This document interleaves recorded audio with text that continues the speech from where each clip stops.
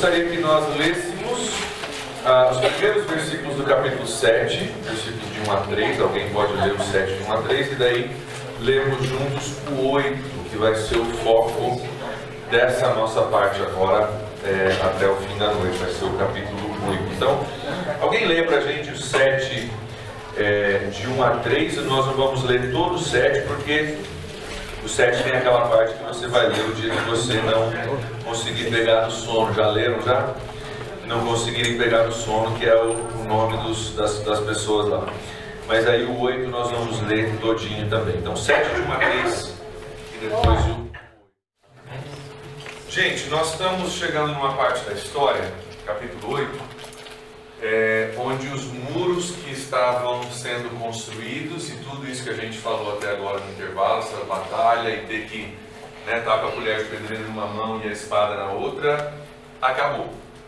Agora os muros foram construídos. Capítulo 8 já foi concluída essa parte da construção. A última pedra tinha sido colocada no lugar, no muro. Toda a extensão de 3 quilômetros de muro tinha sido refeita, as portas colocadas. A tarefa que parecia lá no começo impossível, agora estava pronto. Estava pronto, o muro estava pronto. Aquilo que era milagroso, nós temos falado, demorou 52 dias, mas milagrosamente, com todo o desânimo e as palavras contrárias e até mesmo as estratégias para tentar desanimar, foi completo. O povo estava confiante, finalmente eles não estavam mais vulneráveis a ataques das pessoas ali ao redor. Finalmente eles tinham uma soberania e uma capacidade de escolher melhor quem entra e quem sai. Finalmente eles tinham a capacidade de sentir um pouco mais seguros. Sanbalate, o inimigo, tinha tentado atacar quando o muro estava pela metade, capítulo 4, nós vimos isso, e ele não conseguiu. E agora o muro está pronto, então muito menos Sanbalate vai conseguir alguma coisa agora com o muro erguido. A obra estava pronta, o futuro era promissor, e nós vamos ver que acontecem agora outros problemas, que não tem mais a ver com a construção, mas outros problemas que afetariam o futuro de Jerusalém. Estou mostrando aí para vocês essa foto do muro para você ter uma ideia, tá? Jerusalém tem várias partes diferentes da cidade, alguns muros mais altos, outros mais... agora foi. Alguns mais altos, outros mais baixos, algumas partes mais antigas, outras mais novas. Muito do que está lá não é necessariamente original também, tem muitas ruínas ao redor ali, você pode ver até algumas pedrinhas no caminho. Mas já que a gente está falando de muros de Jerusalém, eu quero que você veja a dimensão disso, tá? Não é um murinho de casa, aquele muro de 2 metros, ou se você tem medo de roubar um murinho de 3 metros. São muros muito grandes, com pedras muito grandes. É uma obra muito grande que traz também uma segurança muito grande contra ataques do inimigo. Não é qualquer muro. Eu não sei você, mas se eu estivesse do lado de dentro desse muro, eu me sentiria razoavelmente bem protegido, né? Porque não é qualquer muro, não é uma coisa que você chega lá e você bate e derruba. É um baita de um muro e a gente sente um pouco de proteção a respeito disso. Então, agora que o muro acabou o problema, certo? Não. O muro acabou um tipo de problema. O ataque que vem de fora agora ficou mais difícil.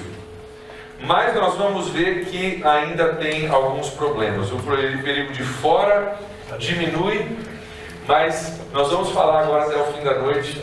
Surge no capítulo, no decorrer da história, um problema de dentro, inclusive uma parte dele no capítulo 8. Os inimigos de fora já não conseguem ter tanto acesso, mas dentro dos muros agora tem alguns problemas. Dentro dos muros tem algumas coisas que podem afetar o futuro e o projeto de Deus para Jerusalém e pode fazer com que os muros estejam prontos, mas dentro o negócio imploda. Pode implodir a parte de dentro. O foco de Neemias agora já não é mais tanto em quem está no lado de fora, mas ele está preocupado com quem está do lado de dentro do muro e o que está acontecendo dentro do muro com o povo que está lá dentro. Para garantir a vitória de Jerusalém, e o povo de Jerusalém, para que fosse fortalecido não só os muros, mas o povo, as pessoas que morariam ali dentro. Neemias ele tem que lidar com alguns problemas internos. Ele tem que focar em 3 coisas que eu quero falar contigo nesse momento que acaba acontecendo, problemas internos: a implosão, a tentação e a incompreensão. No capítulo 5 nós já lemos isso. No capítulo 5 corre-se o risco, nós vamos ver alguns textos específicos daqui a pouco, corre-se o risco da implosão. No capítulo 6 corre-se o risco da tentação. E no capítulo 8, que é o que nós acabamos de ler, o risco da incompreensão. São problemas internos a Jerusalém. A muralha está pronta, mas agora pode acontecer a implosão. Tem muro, mas não tem nada. Pode acontecer a tentação, que o muro está certo, mas ainda tem uma forma de trabalhar, nós vamos ver. Ou a incompreensão. Eu quero olhar contigo primeiro a implosão no capítulo 5. Dá uma olhada comigo, se você está com a sua Bíblia, capítulo 5 de Neemias. O problema da implosão. Muros estão prontos, inimigos de fora não são mais um problema, mas tem problemas dentro que podem afetar o projeto de Deus para Jerusalém. Às vezes nós temos problemas internos a nós mesmos que podem afetar o projeto de Deus para as nossas vidas. O primeiro problema é a implosão.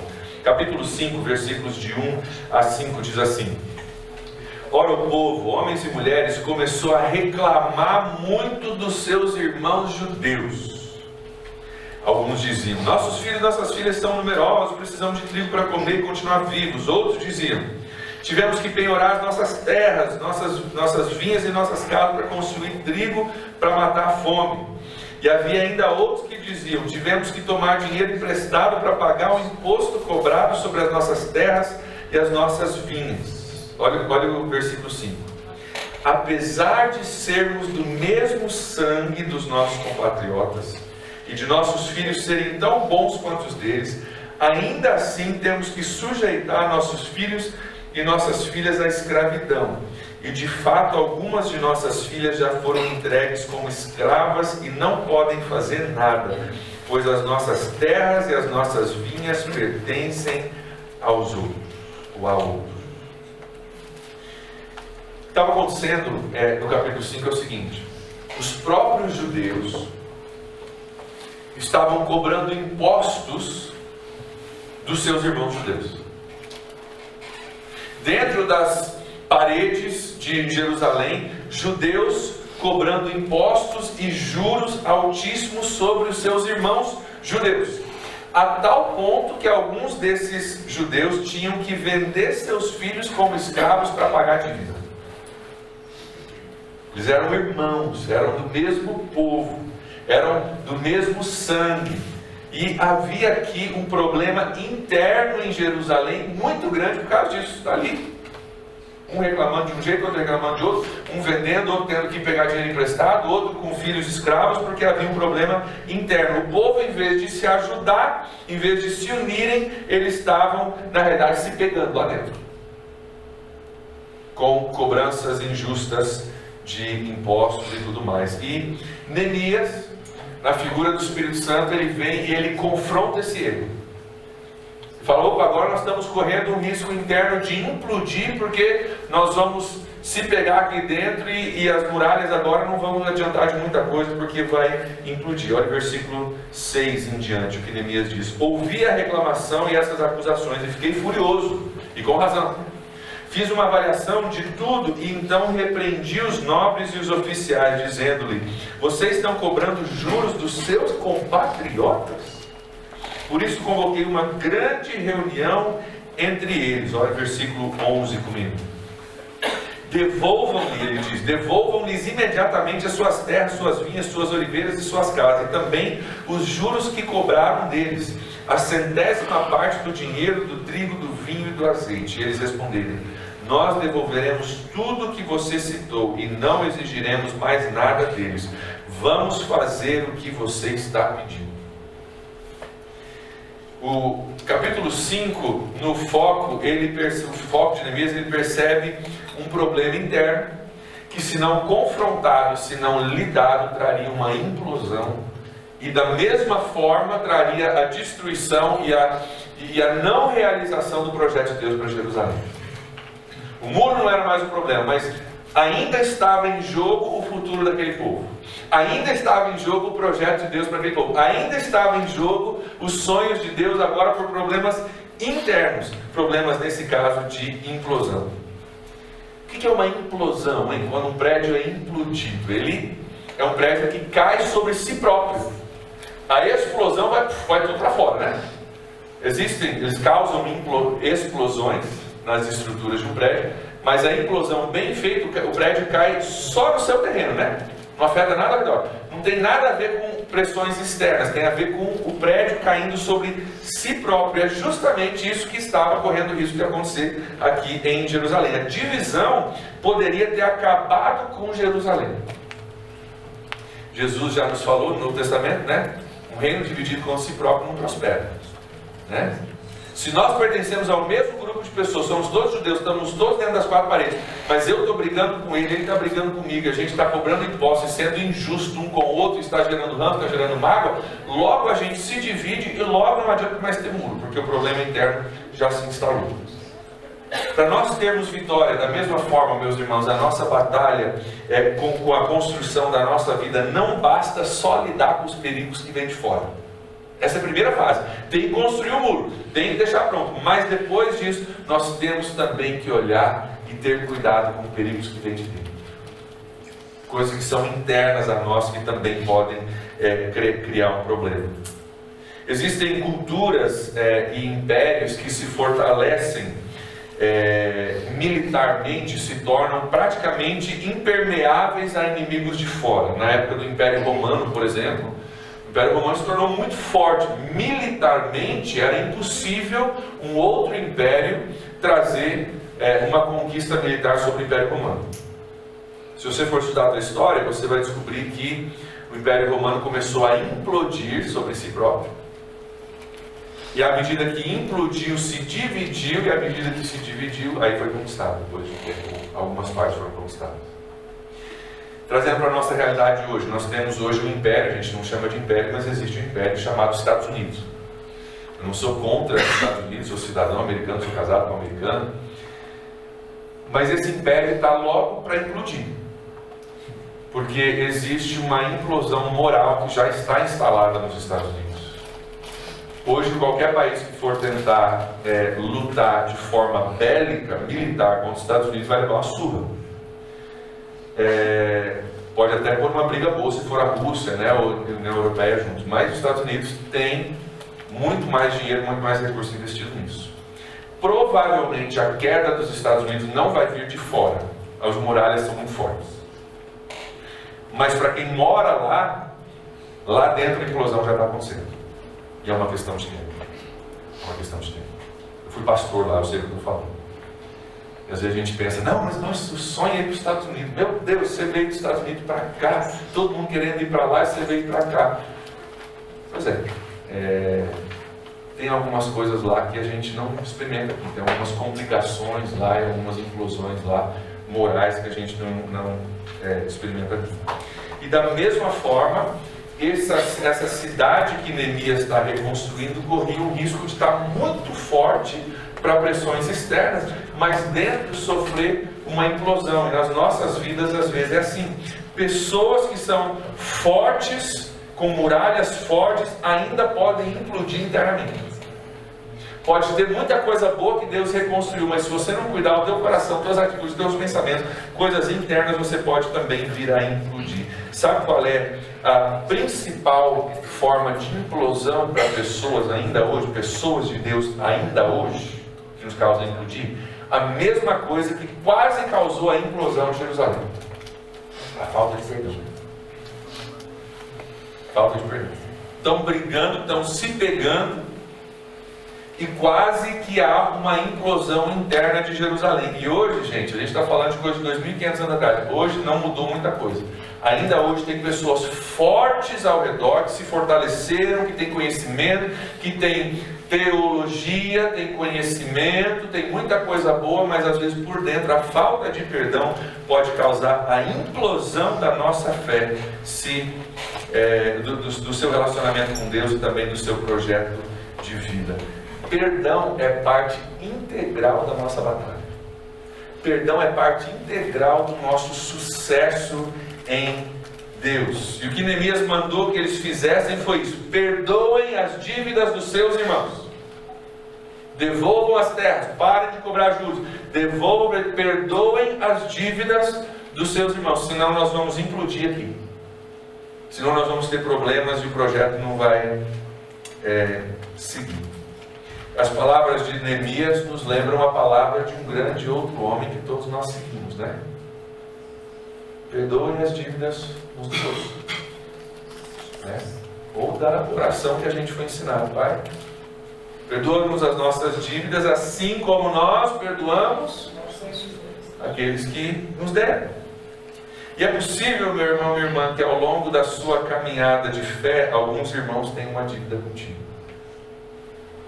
Em algum momento da caminhada, uma dívida contigo vai ser gerada. Vai ser gerada por N motivos. Não uma dívida financeira, mas um erro cometido contra você. Se você não perdoar a dívida do seu irmão, você corre o risco de ter uma implosão.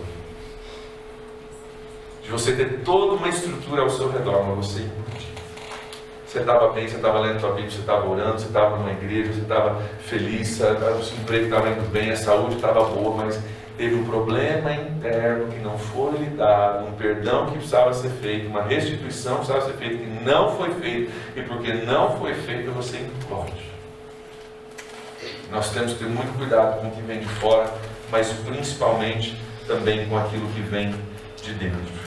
O tema de perdão é uma coisa que merece semanas de discussão. A gente podia fazer uma semanada só sobre perdão, né? Então nós vamos lidar exaustivamente hoje com perdão.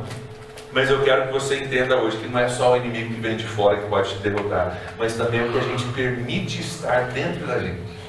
E a decisão de Neemias, na figura do Espírito Santo, era: vou permitir que isso continue dentro das paredes e gerar uma implosão, ou não? Ou vou confrontar? E ele vem e confronta, fala: para com isso, perdoe as dívidas dos seus irmãos. E às vezes o Espírito Santo faz a mesma coisa com a gente: olha, cuidado, para com isso, estou vendo uma coisa, preciso chamar a sua atenção. Perdoa a dívida do seu irmão antes que gere um problema interno e gere uma implosão para você. Às vezes o nosso maior perigo não vem de fora, mas vem de dentro. Se não lidarmos com esses problemas, a gente pode implodir. Primeira questão que Neemias teve que lidar, primeiro problema interno, foi o problema da implosão. E ele confrontou, as pessoas aceitaram o confronto, perdoaram as dívidas e passou. Se não tivessem aceitado o confronto, não tivessem perdoado as dívidas, muito provavelmente não teria prosperado. Então, meu irmão, minha irmã, quando o Espírito Santo falar contigo sobre uma dívida contra você, e ele pedir para você perdoar, saiba disso é para o teu bem. Teu bem. Não está dizendo que foi certo, foi errado, não está julgando o mérito, mas é para o teu bem que ele diz: perdoa. Nós vamos falar um pouco mais sobre isso no fim, mas o perdão não é para o benefício dos outros, principalmente, é para o meu benefício. Eu preciso, senão eu vou implodir. Cuidado com isso. O segundo problema interno que Neemias lida é o problema da tentação. O problema da tentação. Capítulo 6, versículo 1, nos diz que Neemias ainda não havia posto os portões de Jerusalém nos seus lugares. O muro estava pronto, o inimigo não conseguia entrar mais pelos muros, mas os portões ainda estavam abertos. Os portões foram colocados depois, construídos e colocados no lugar, um por um, depois. Então quem estava dentro da cidade ainda podia sair pelos portões. Os muros fechados, mas os portões ainda permitiam a entrada e a saída. E Sanbalate já sabia disso e ele decide o seguinte: atacar a cidade eu não vou conseguir. Os portões são pequenos, você fecha os portões com soldados, você não consegue entrar. Tem que ter uma abertura grande para você entrar com um monte de gente. Eu não vou conseguir entrar na cidade, Sanbalate veio. Mas eu consigo fazer com que algumas pessoas saiam da cidade. Mudou a estratégia. Eu não consigo invadir, mas se eu chamar algumas pessoas para fora da cidade, talvez eu consiga gerar um problema. E ele faz exatamente isso no capítulo 6. Sanbalate, no capítulo 6, ele chama Neemias para fora, para conversar. Olha o versículo 2. Neemias capítulo 6, versículo 2. Sanbalat e Gesem mandaram-me a seguinte mensagem: venha, vamos nos encontrar num dos povoados da planície de Ono. Eles, contudo, estavam tramando fazer-me mal. Em inglês, quando a gente prega isso, a gente pega essa planície, Ono, em inglês tem duas palavras, oh no, oh não. A gente fala, uma planície dessa, Ono, oh no, já sabe, ó, não vai para a planície do oh no, porque lá vai ter problema. Oh no, né? Ele chama eles para fora de uma planície para querer conversar com Neemias, mas eles estavam tramando fazer mal para ele, versículo 2 diz. Sanbalat, que representa o inimigo nas nossas vidas, chama Neemias para fora da cidade, onde Neemias estaria indefeso. Os muros estão prontos. Ali dentro ele está defendido. Então, para eu conseguir vencer ele, eu preciso chamar ele para fora das suas defesas, para um lugar onde ele não tem essas defesas, né? Um lugar onde ele está indefeso, para poder então tentar trabalhar com ele. Quando o inimigo, meu irmão, minha irmã, não consegue nos atacar diretamente, ele nos convida para sair das nossas defesas. Quando ele sabe que o muro ao teu redor é muito forte, ele te chama para fora do muro, onde ele pode te pegar. Às vezes, ligando com o tema de agora há pouco, às vezes o muro é a comunhão dos irmãos, a comunhão dos santos. Ele sabe que enquanto você estiver na comunhão dos santos, ele é mais difícil. Vai que você toca a trombeta e corre um monte de gente para se defender. Melhor não. Então vamos tirar da comunhão dos santos. Vamos tirar ele para fora dessa comunhão. Isso aqui eu não vou encarar, mas vamos tirar ele para fora. Que se ele sair lá da planície de oh no, eu consigo. Eu consigo mexer com ele. Isso se chama tentação. Tentação é: sai do seu lugar de força, sai do seu lugar de defesa, sai do lugar onde Deus colocou o seu nome, a cidade de Jerusalém, sai do lugar da habitação de Deus e vem aqui comigo para conversar comigo um pouquinho. Sai do lugar que Deus preparou para você, onde Deus te rodeou, onde Deus construiu, onde Deus pegou teu passado, transformou num futuro maravilhoso. Sai do lugar onde você está protegido e vem lá para fora, vamos conversar só eu e você. Isso é tentação. Sai do lugar das suas defesas para a gente conversar, e nessa conversa eu consigo te pegar. E o inimigo sabe que um ataque direto às vezes não dá certo para a gente, mas ele chama a gente para uma conversinha de pé de orelha, não chama? Chama você para uma conversinha de orelha. Ah, isso não dá nada. Não fala. Ninguém vai ficar sabendo. É rapidinho. Ou aquela que todos nós ouvimos. Depois você confessa, está tudo certo. E é verdade que a gente confessa, é verdade que Deus, pela sua graça, nos perdoa, mas também é verdade que toda vez que a gente sai das nossas defesas, o projeto de Deus para a nossa vida é complicado. Vem para cá que eu quero falar contigo. Sai daí da sua proteção e vem para cá. Cada vez que vem uma tentação, a tentação é um convite para você. Sai do teu lugar de defesa. Mas a tentação só é um convite. Você vai decidir se você vai sair ou não vai sair.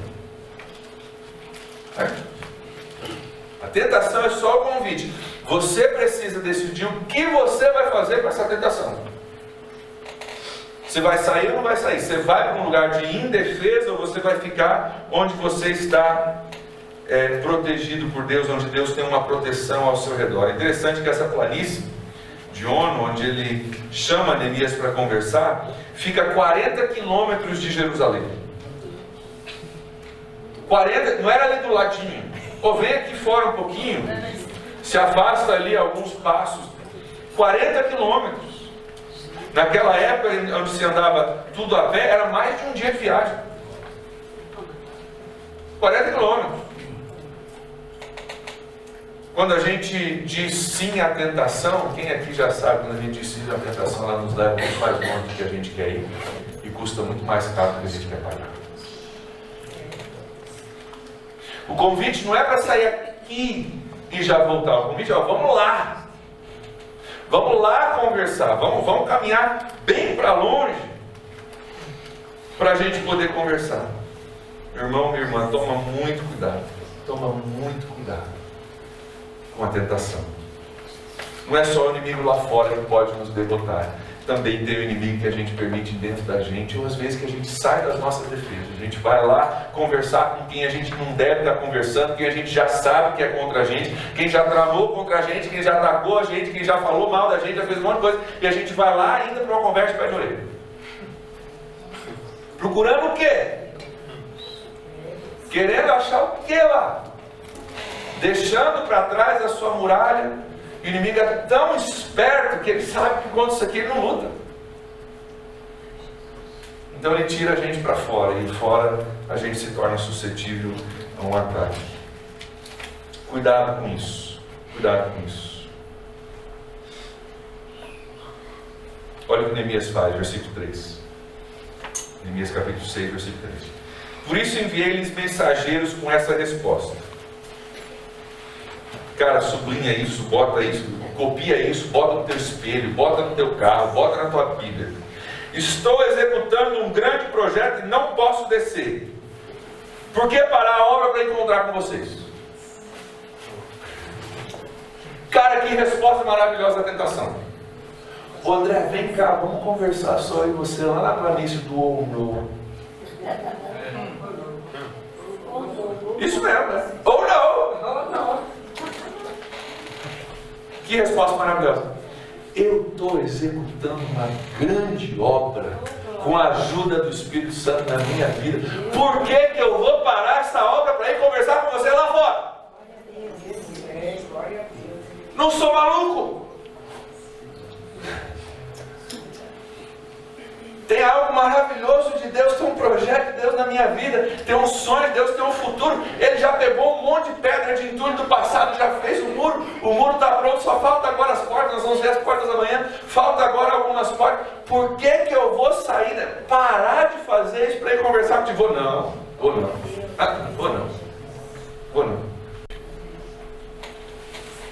Estou realizando uma grande obra, não tenho tempo para essas coisas. Estou realizando uma grande obra, não tenho tempo para essas conversinhas, não leva a nada.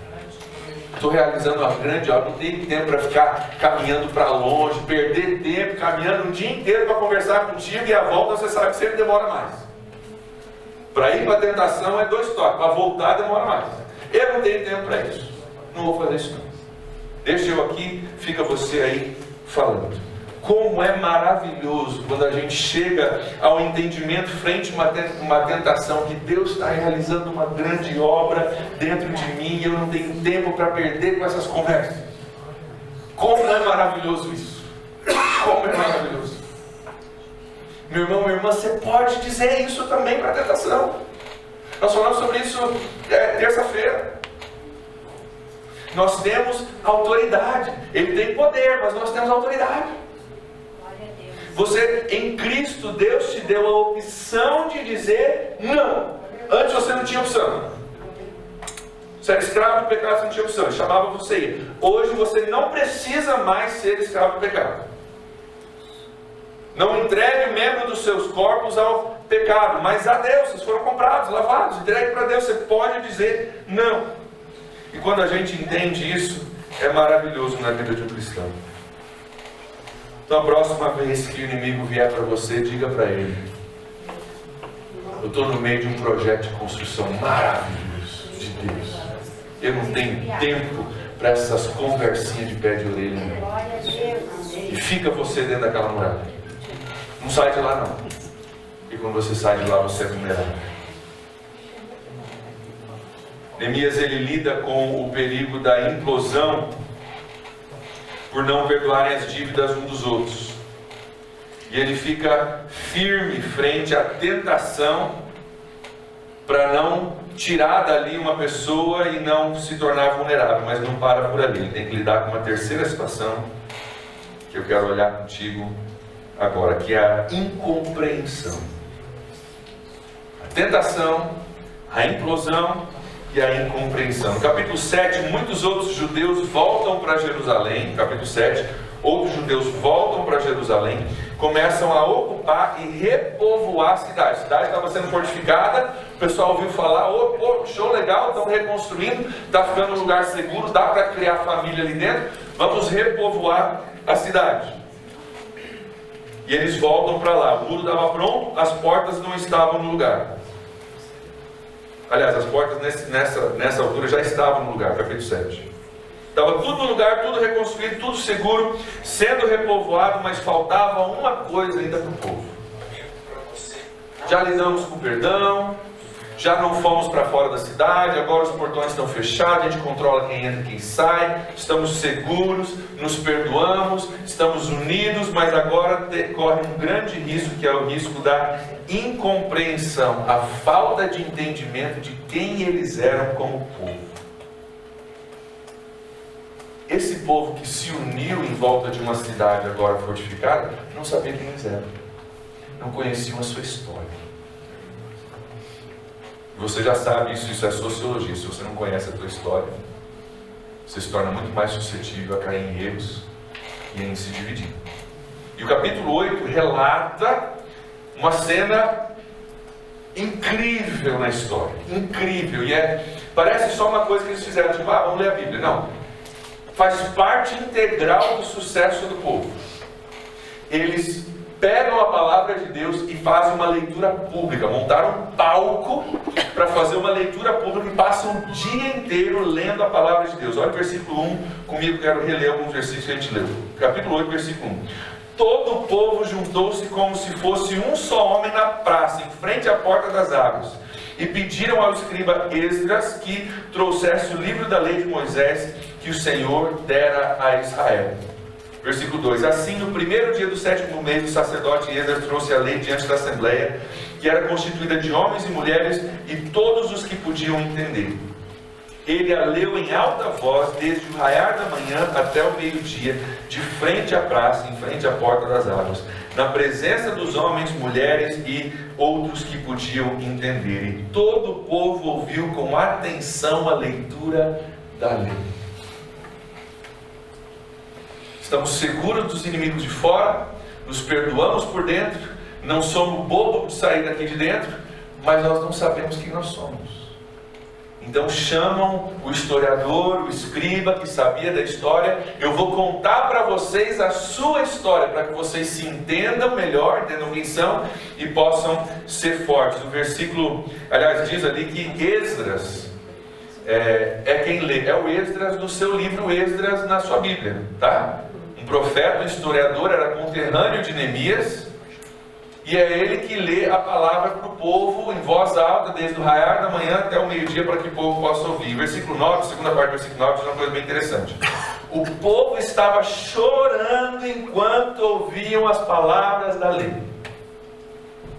Estranho, né?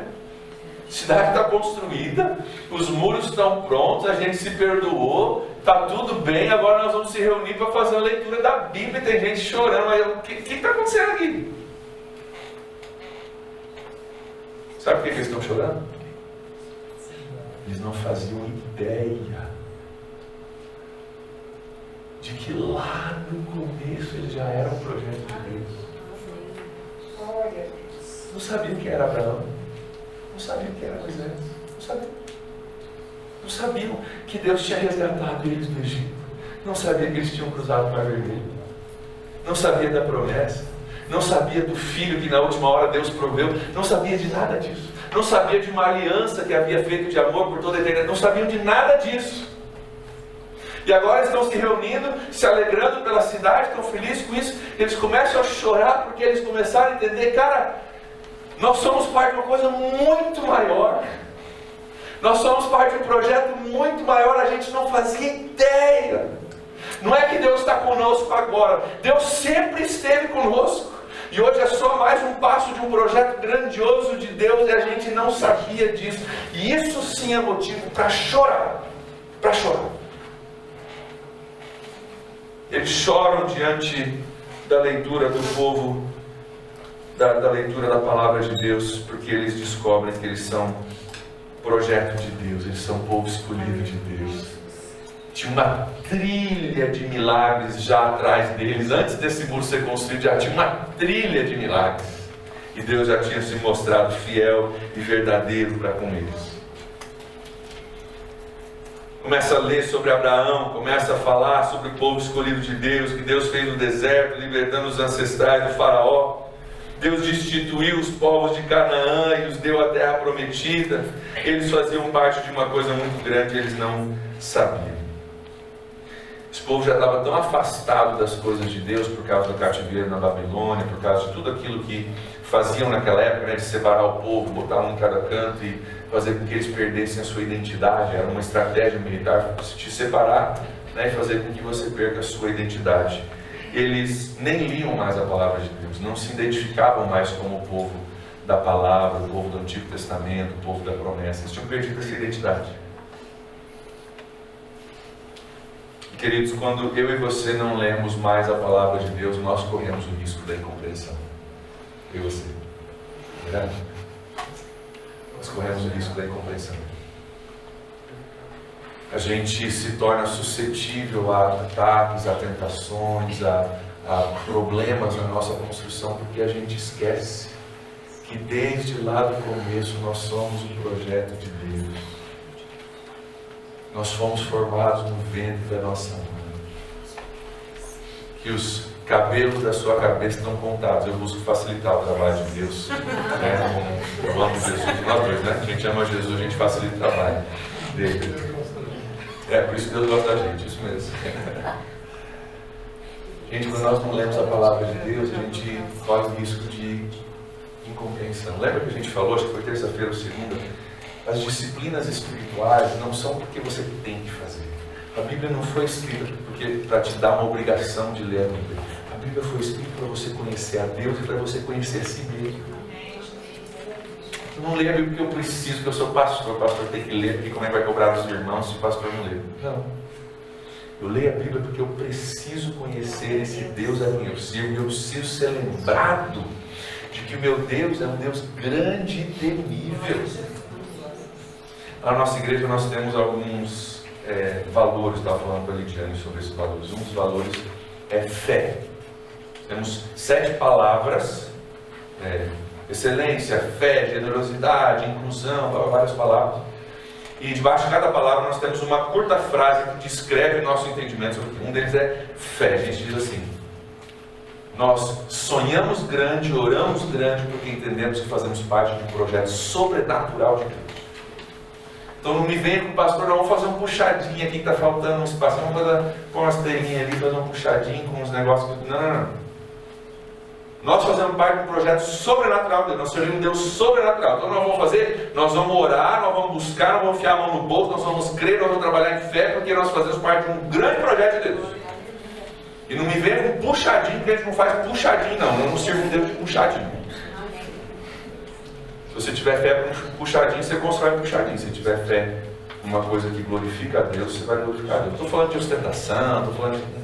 Por favor, não entenda isso como você tem que ter um prédio grande. Nosso prédio é simples, mas glorifica a Deus, é feito com excelência. Eles precisavam entender quem eles eram. Nós precisamos entender quem nós somos. Quando você lê a Bíblia e entende o projeto de Deus para a gente estar aqui hoje, gente. Você está hoje em 2018 no Brasil, na FATEB. Sabe quanto Deus fez para você estar aqui hoje? Não só na tua história individual, só a tua história não é mais. Evangelização mundial.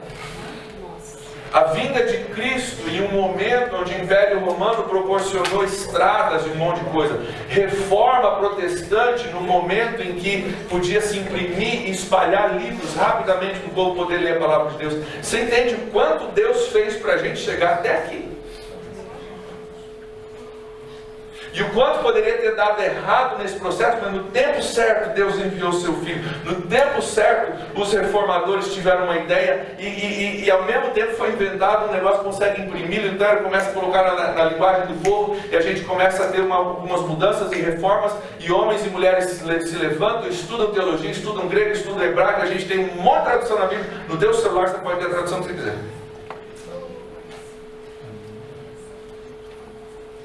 para a FATEC hoje. Há muitos anos atrás, um pastor de uma igreja luterana lá nos Estados Unidos teve uma experiência com o Espírito Santo.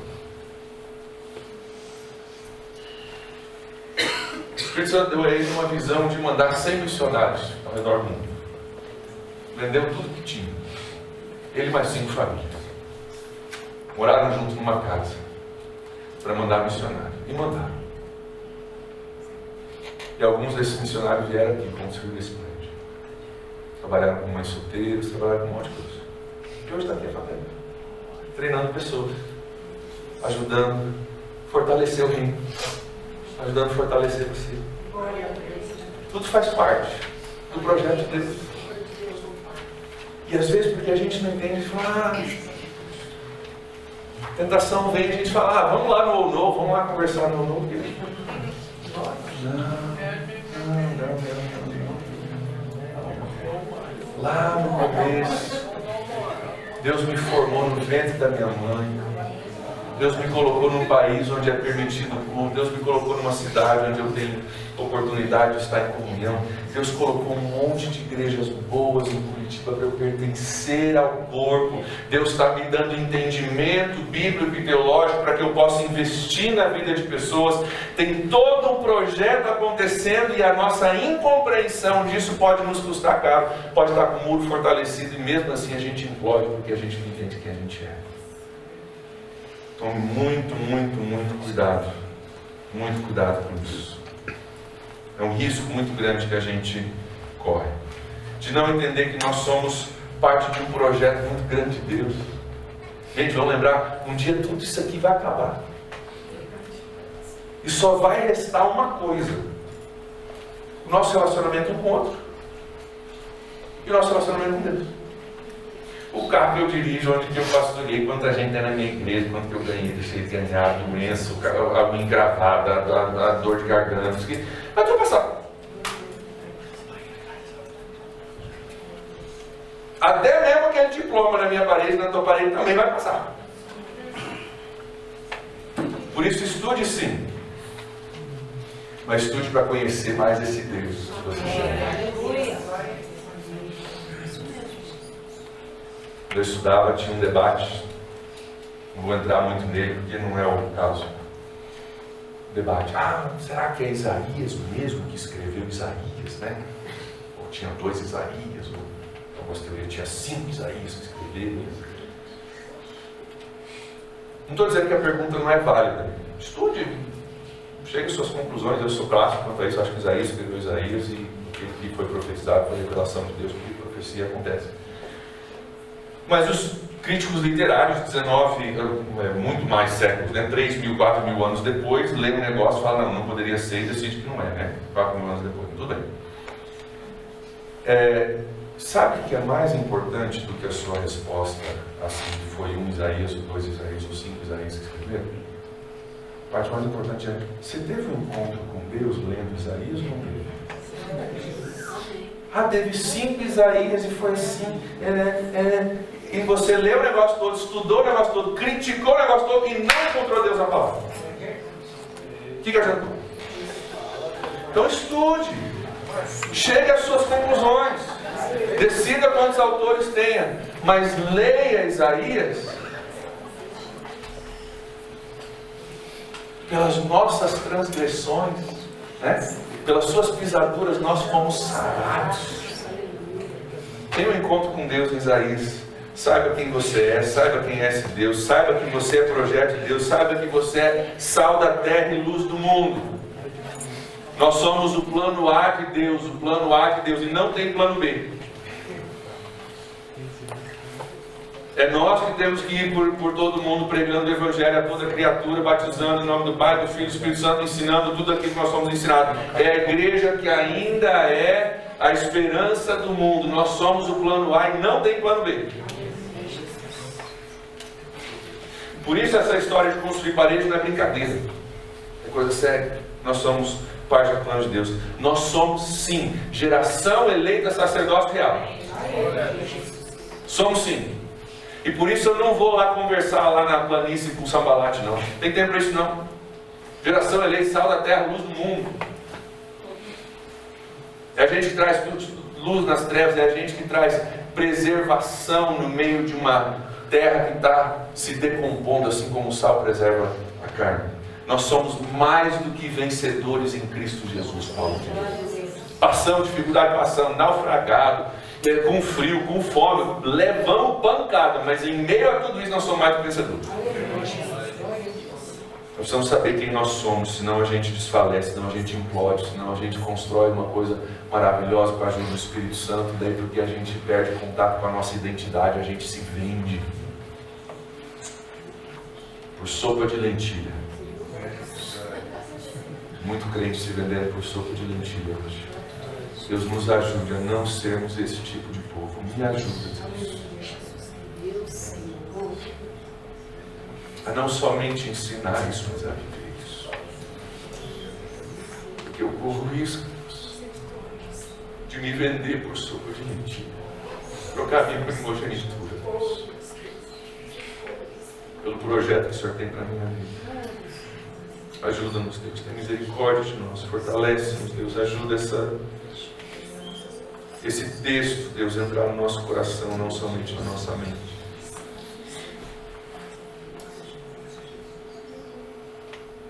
Uma das perguntas mais importantes que você pode responder na sua vida é a seguinte: quem é você? Quem é você? Uma das perguntas mais importantes que você pode responder na sua vida. Ah, eu sou o André. Esse é meu nome, mas quem eu sou? Ah, eu sou pastor. Isso é o que eu faço, não é quem eu sou. Ah, eu sou homem, esse é o meu sexo, não é quem eu sou.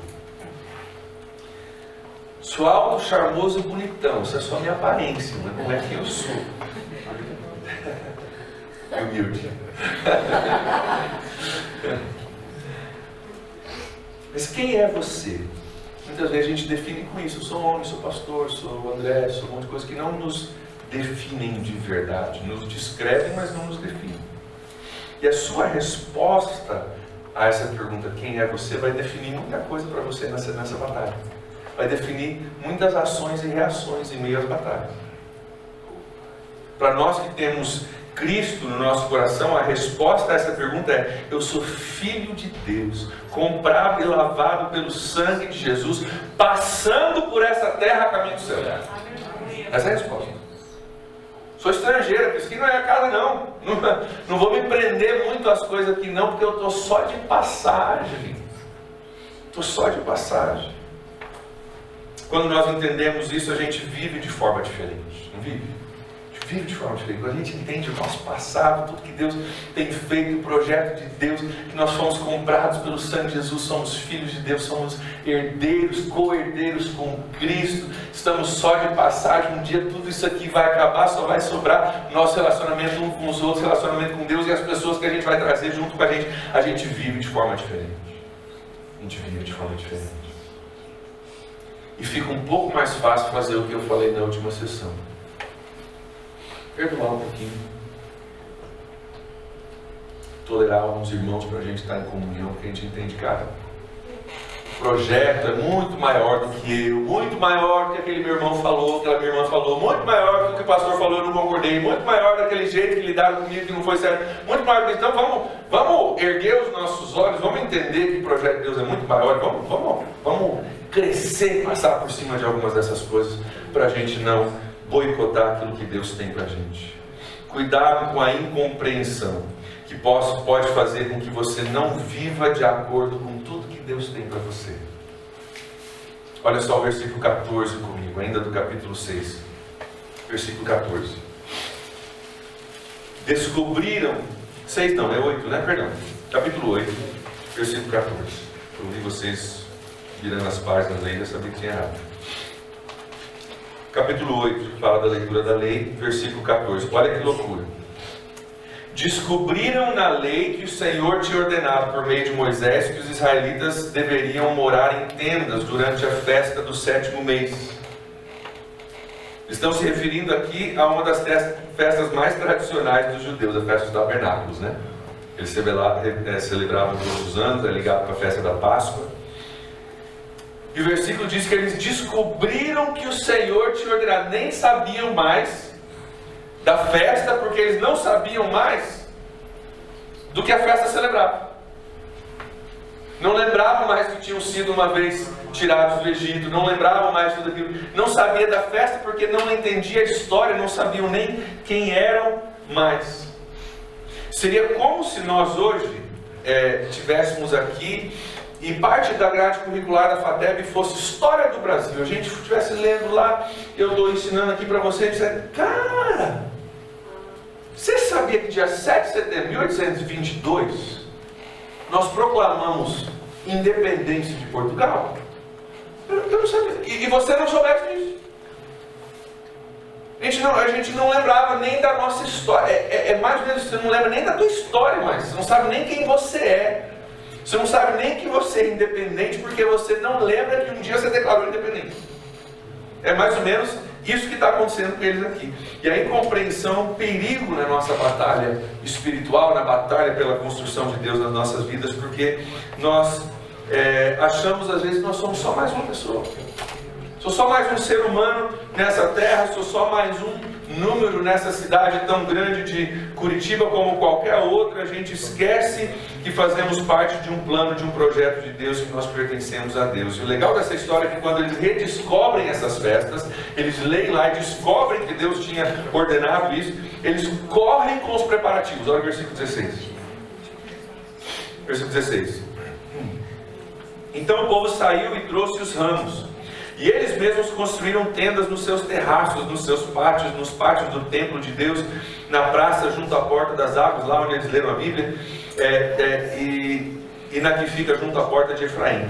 Todos os que tinham voltado do exílio construíram tendas e moraram nelas.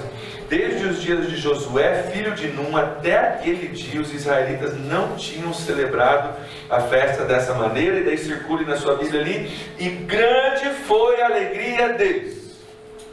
Por quê? Agora nós lembramos quem nós somos. Nós temos identidade. Nós temos uma lembrança física. Por isso essas festas, eu acho que essas festas são... Talvez a gente até deveria achar formas de ter essa lembrança física. Dormiu em tendas para lembrar que um dia eles dormiram em tendas, né? Comia pães asmos para lembrar que um dia eles comeram pães asmos. E formas de se lembrar. Eles estão se lembrando agora, nós estamos lembrando quem nós somos. E grande é a alegria deles, porque nós pertencemos a um povo que um dia foi liberto da escravidão do Egito, do grande império. Deus fez um milagre, trouxe pragas, partiu o Mar Vermelho, nós saímos e conquistamos a terra prometida, que aliás ele tirou um monte de gente lá para a gente poder conquistar. Grande é a alegria deles. Eles estão recuperando a sua identidade como povo de Deus.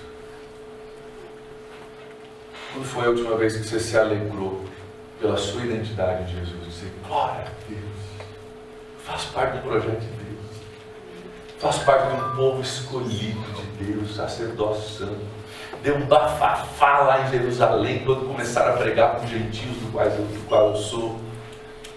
Deu um bafafá, deu problema, primeiro concílio, Atos capítulo 5, mas eles não podiam negar porque as pessoas estavam se convertendo, o Espírito Santo estava batizando, pessoas estavam vindo, e agora esse negócio andou, e um dia um cara veio para cá, para o Brasil, pessoas estudaram grego e hebraico com português para traduzir. Hoje eu tenho a Bíblia na minha mão e eu estou hoje na FATEB estudando teologia. Glória a Deus por isso. Isso traz alegria para o teu coração. Você olha só, pertenço a um projeto grandioso de Deus, faço parte de algo maravilhoso de Deus. O nosso culto, quando a gente vai para a igreja, deveria ser celebração. Faço parte do corpo de Cristo, fui salvo em Jesus, estou aqui para adorar a Ele, estou aqui entre irmãos, nós estamos aqui praticando para o céu. Glória a Deus por isso. Não é obrigação, é parte de quem eu sou. Eu leio a Bíblia porque aqui eu encontro Deus que falou aqui da minha história. A história do André está aqui, ó. A história do esforço de Deus, de tudo que Ele fez para me alcançar está aqui. Então eu leio com alegria, porque aqui eu descubro quem eu sou. Aqui eu me identifico, aqui eu descubro as minhas próprias barreiras, minhas próprias tentações, aqui eu descubro as minhas próprias lutas, eu aprendo com Neemias, eu aprendo com Sanbalate e Tobias, eu aprendo com essa construção de Jerusalém. Grande foi a alegria deles, porque eles recuperaram a sua identidade como povo de Deus. Como povo de Deus. Não só um povo que agora tinha uma cidade, não só um povo que agora não estava vulnerável, mas um povo que fazia parte de uma coisa muito grande, um projeto muito grande de Deus. Queridos, isso é verdadeiro de cada um de nós. Não é uma história que a gente diz, que legal para eles, né? Deve ser gostoso isso. Isso é nossa história. Isso é nossa história. Você está aqui hoje porque você é projeto de Deus. Cada um de vocês foi trazido para cá de uma forma diferente. Cada um de vocês tem um dom diferente, uma personalidade diferente. Que Deus te deu para te usar do jeito que Ele quer te usar. Alguns são mais teólogos, outros são mais pastorzão, outros não sabem nem o que vão ser ainda, mas Deus sabe. E às vezes a gente fica focando nas nossas diferenças, e a gente fica falando, tinha que ser mais assim, tinha que ser mais assado. Deus já te fez, Deus já te preparou com os dons necessários para você servir do jeito que Ele quer que você sirva. Não tem que ser quem você não é. Seja quem você é. Sabe por quê? Porque lá no ventre da tua mãe, Deus já te fez de um jeito. Eu sou pastor. Tem jeito. Gostaria de ser bem mais teólogo para chegar aqui e impressionar você, mas não sou. Louvo a Deus por grandes teólogos. Leio as coisas dele e falo, cara, eu queria ter falado isso que ele falou, porque é tão bonito, né? Louvo a Deus por homens que passaram a vida estudando grego para que a gente pudesse ler a Bíblia no nosso português. Glória a Deus por isso. Glória a Deus por isso. Mas você faz parte de um projeto de Deus que começou lá no ventre da tua mãe. E o teu jeitão é o jeitão que Deus quer te usar. Olha para o teu irmão e fala, nossa, mas eu preciso ser mais daquele jeito para Deus me usar. Do jeito que você é, Deus vai te usar. O projeto não começou aqui na FATEC, o projeto não começou no dia que você falou sim para Jesus, o projeto começou no ventre da tua mãe. E você que é pastorzão, que abraça todo mundo, é no abraço que Deus vai te usar. E você que é teólogo, que é dos livros que Deus vai te usar. E você que chega do lado de uma pessoa que os outros não conseguem se aproximar, nem amar, nem abraçar, porque a pessoa fede, porque a pessoa não se veste direito, porque a pessoa faz uma semana que não toma banho. O projeto já vem de longo tempo, gente, já vem de longo tempo. Aceite isso. Seja quem você é, seja cheio da presença de Deus, saiba de onde você veio, fortaleça as suas muralhas, cuidado das inclusões e sirva a Deus do jeito que você é projeto de Deus. E há muito tempo Deus já está trabalhando em você, há muito tempo Deus está te formando para te usar. Amém? Amém. Feche seus olhos comigo por alguns instantes, eu quero orar pela última vez.